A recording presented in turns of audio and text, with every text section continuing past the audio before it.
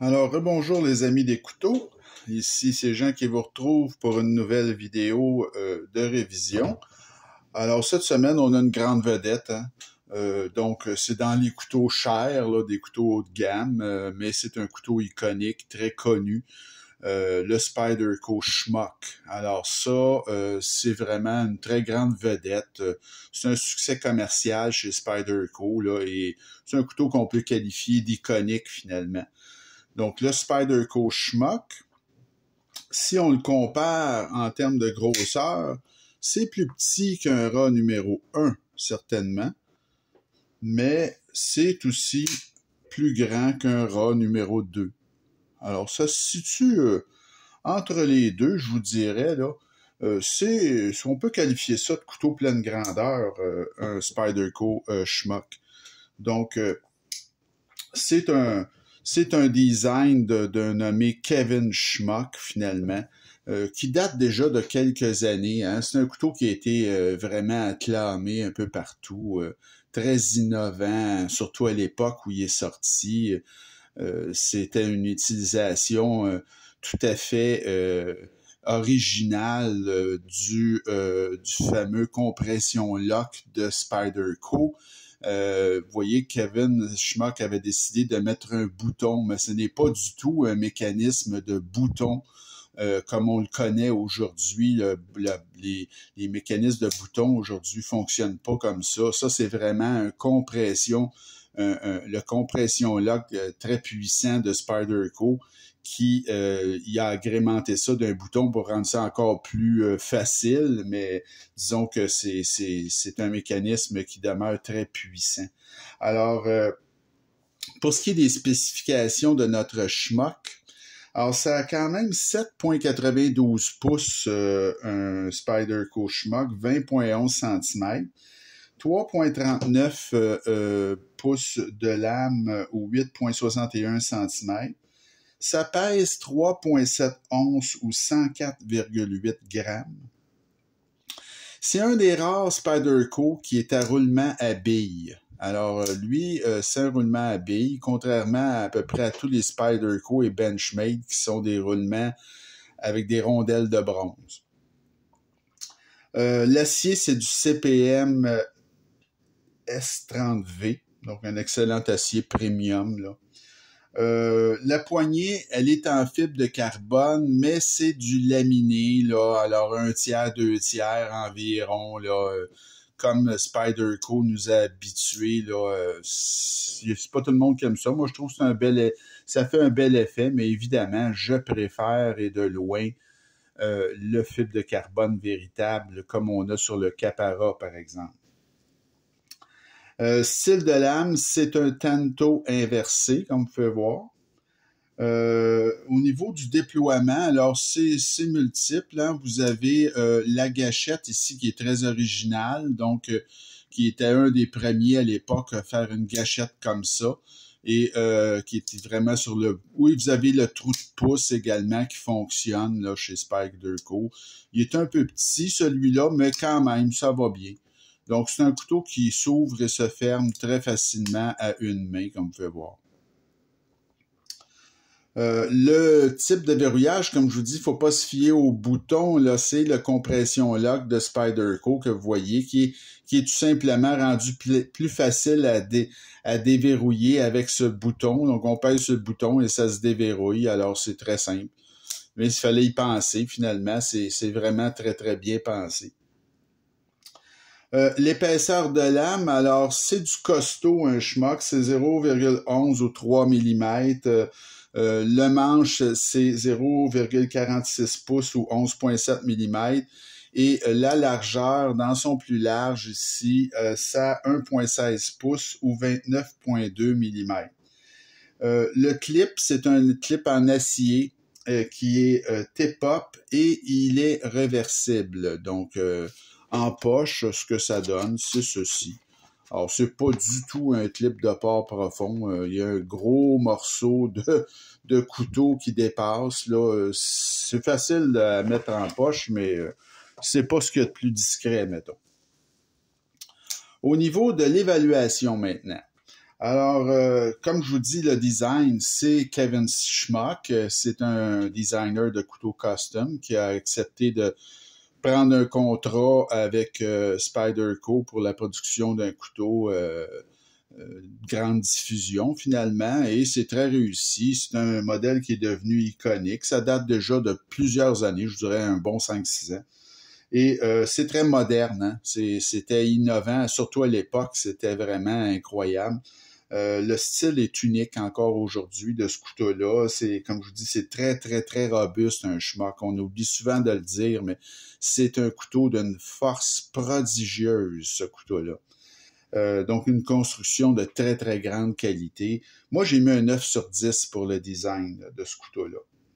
Les matériaux, alors l'acier S30V, c'est premium, fibre de carbone G10 pour le manche, le bouton qui actionne la compression lock aussi, vous avez également le clip qui est réversible, le roulement à billes, ce qui est plutôt rare pour un Spyderco. Donc j'ai mis un 9.5 sur 10 pour les matériaux. Présentation assemblage, alors la présentation tout à fait traditionnelle dans la boîte rouge et noire de Spyderco. Et l'assemblage, ben ça, ce couteau-là est fait à Taichung, Taïwan. Donc, c'est sans reproche pour l'assemblage. Comme je vous dis, il n'y a aucun jeu. La lame est parfaitement centrée. C'est d'une force incroyable, ce couteau-là. C'est fait pour les gros travaux, là, vraiment. C'est un assemblage sans reproche. Donc, pour présentation de l'assemblage, j'ai mis un 9.5 également. Le poids, ben, c'est très bon, hein. Je veux dire, la règle d'une demi est respectée. Il y a un peu de squelettisation, donc les trous que vous voyez ici bord en bord, mais c'est pas mal tout. J'ai mis quand même un 9 sur 10 pour le poids, c'est très, très acceptable. L'action, ben, elle est excellente. C'est une action qui est rapide, qui est facile à faire aussi. Donc, c'est sécuritaire, évidemment. C'est complètement ambidextre aussi. Donc, l'action à une main est très facile, comme vous pouvez voir. J'ai mis un 9.5 sur 10 pour l'action. L'ergonomie, ben, c'est OK. Il y a un petit hotspot de clip un peu, là. C'est pas un clip idéal, mais en tout cas, c'est quand même correct. Et vous avez une position avancée aussi qui est facilement, là, que vous pouvez faire facilement. Et vous avez de la dentelure un petit peu sur le dessus, mais c'est très agressif. Alors, ça peut vous faire mal un peu aux doigts, là. Alors, pour ce qui est de l'ergonomie, j'ai mis un 8.5 sur 10 parce qu'il y a un oubli, je trouve, qui est quand même assez important. Ils n'ont mis aucune dentelure ici en avant. C'est sûr que vous n'avez pas vraiment de besoin, ça ouvre facilement, mais c'est pas grand-chose de faire un petit peu de dentelure là pour aider pour ce qui est de la gâchette. Donc, c'est un oubli, ça. J'ai marqué, moi j'ai mis un 8.5 sur 10 là, pour l'ergonomie. L'aspect général, ben c'est super, hein? Ça ressemble à rien, ce couteau-là. C'est classique, comme je vous dis, c'est classique et moderne à la fois. Et moi, un petit reproche que je peux faire, c'est qu'un couteau de cette valeur-là, un trou de lanière là, bzz, à travers le manche, j'aime pas ça. Donc, je le mentionne, là, pour moi, il me semble qu'il y aurait eu moyen d'intégrer le trou de lanière de manière plus harmonieuse, mettons. Alors, j'ai mis un 8.5 aussi sur 10 pour l'aspect général. Le prix, alors là, c'est là que le problème arrive. C'est trop cher, ce couteau-là. Moi, j'ai payé 295 $. C'est un icône, là, il y a 5 mois. Aujourd'hui, ça se vend encore le même prix, mais la tendance est à la hausse. Alors, pour moi, j'ai payé un 50 $ de trop, je trouve, là, vraiment. Il exagère un peu dans les prix au niveau de Spyderco. Là. Je veux bien croire que c'est fait à Taichung, Taïwan, puis c'est un icône, mais je trouve ça très cher. Alors, 7.5 sur 10 pour le prix. La valeur, ben, elle est très élevée, la valeur de ce couteau-là. Comme je vous dis, c'est un Spyderco iconique, ça. Je veux dire, c'est souvent là sold out, là, en bris d'inventaire. La fabrication est d'une très, très, très grande qualité. C'est un succès commercial et c'est un couteau, comme je vous dis, là, qui est extrêmement robuste, un couteau qui est fait fort pour les gros travaux. Vous allez conserver ça toute la vie, là, si vous voulez. Et c'est malheureux que ça soit un petit peu hors de prix, un peu overpriced, là. Donc, j'ai quand même mis un 9 sur 10 pour la valeur parce qu'elle elle est très importante. Ça me donne une note globale de 8,9 sur 10. C'est un excellent achat. Et c'est seulement son prix, finalement, qui l'empêche d'être un exceptionnel, ce couteau-là. C'est un couteau formidable là, qui va vous durer la vie, comme je vous dis. C'est fait pour travailler fort. Puis moi, écoutez, je vous le recommande, évidemment. Si vous arrivez à le trouver à un meilleur prix, oui, c'est vraiment un très, très, très bon achat. C'est un couteau de grande valeur. Mais écoutez, ça, c'est à vous de voir, là. C'est vraiment un icône chez Spyderco, mais le prix est un problème majeur. Alors, ça fait le tour pour notre révision de la semaine. La semaine prochaine, le prochain vidéo, je vous montre encore un couteau formidable de chez Kizer cette fois-là. Ça s'appelle un VK1-FL. Alors, c'est un drôle de nom, là, le VK1-FL. Alors, c'est un couteau de toute beauté.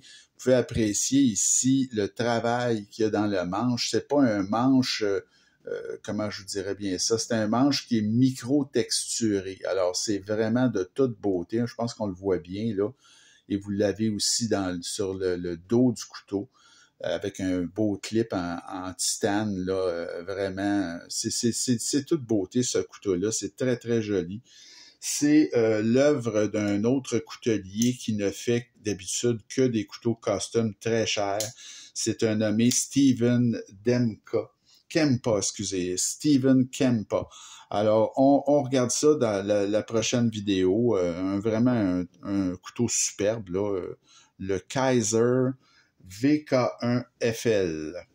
Alors, ça fait le tour cette semaine. J'espère que ça vous a plu comme présentation. Continuez à m'écrire et à vous abonner à ma chaîne et on se retrouve très bientôt. Salut!